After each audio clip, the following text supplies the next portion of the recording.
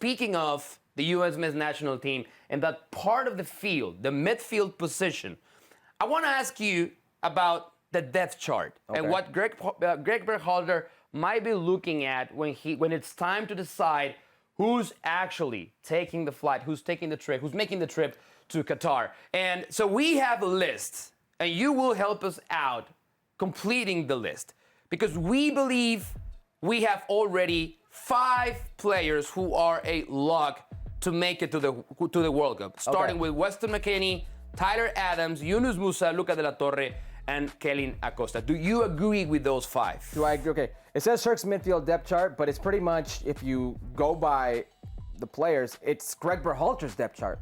Like, in reality, it's who's he's called up, who's played the games, et cetera, et cetera. So, yeah, I would agree those are the 5. Interchange maybe 1 or 2, either way you want. But those are the 5. Those are the locks. We're not going to see any of those guys on the outside looking in, I don't feel, come World Cup time. So who's number 6? All right, I was going to ask you. You get 2 tickets to hand out. We have options for you, and we go back to Georgi Mihailovic, Malik Tillman with Rangers, Cristian Roldan, who we just spoke of, sadly injured, Sebastian Lletget, and Gianluca Busio. 2 tickets for you to hand out to fill those 2 spots in the midfield. Okay, you've got to be present. So right now, Cristian Roldan is not, so we have to take him off the list, correct? I would go with Georgi Mihailovic for a lot of the reasons I've already stated. I believe in this kid's talent. I believe in how good he is. The type of player he is in midfield, he gives you an honest effort box to box on both ends, but he's very creative in that final third. So I would put in Georgi Mihailovic. And then I'm going to go, and this may be a surprise to a lot, Malik Tillman. I'm going to go with Malik Tillman.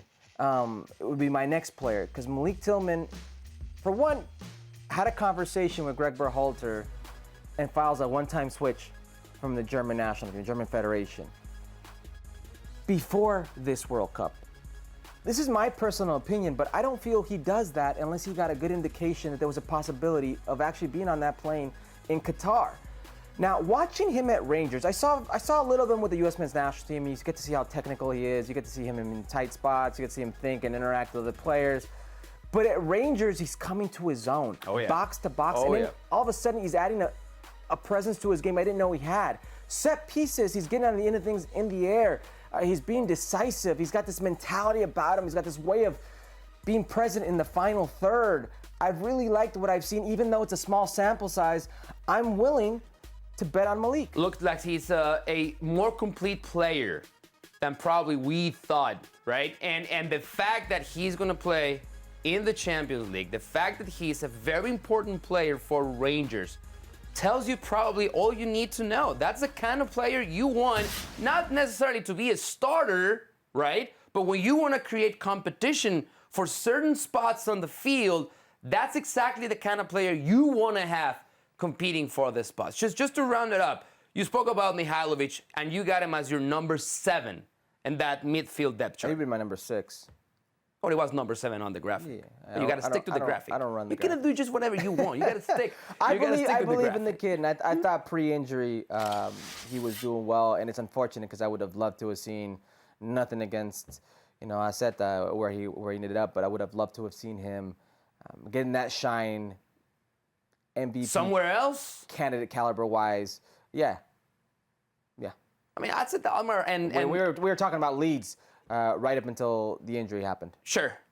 Even so, the Dutch league is always a great platform, right? Sure. It doesn't seem like your final stop, your final destination. You're seeing players go from the Eredivisie to teams like the Premier League, like Leeds. teams like Leeds in the Premier League. It could have maybe jumped a place, skipped a line. Well, if you ask Josie Altidore, who was also at Alkmaar, it was a good Hector Moreno as well. Exactly. All right. Well, thank you very much for watching ESPN on YouTube. For more sports highlights and analysis, be sure to download the ESPN app. And for live streaming, premium content, and let's not forget as well, ESPN FC 7 days a week. Subscribe to ESPN+.